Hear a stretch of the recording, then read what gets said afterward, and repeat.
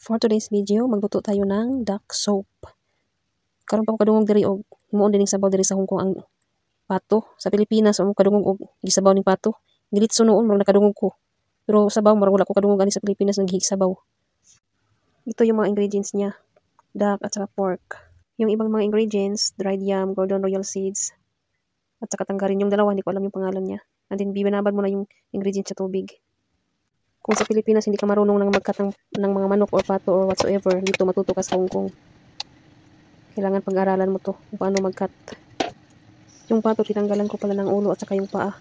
Hindi yun isali sa pagluto. And then, i-cut yung pato ng 4 na piraso.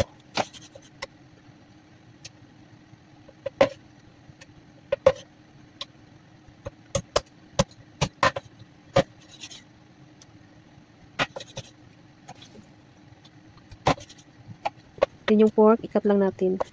Ganito lang yung size sa pagkat ng pork. Before tayo magluto ng sabaw, pakuluan muna natin yung duck at saka yung pork bago natin lutuin. Para mawala yung impurities. Pakuluan lang ito ng mga about 2 minutes and then hugasan. Nagpakuloan ako ng tubig and then ilagay lahat ang mga ingredients.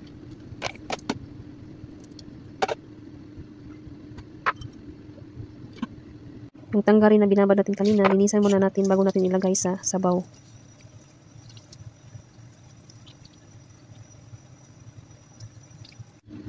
Ilagay na natin yung tanggarin peel. And then, pakuluan ito ng mga about 1 hour and 30 minutes yung sabaw. After 1 hour and 30 minutes, lagyan ng asin. Kunti lang yung ilagay. It's done, guys! Wow! Yummy!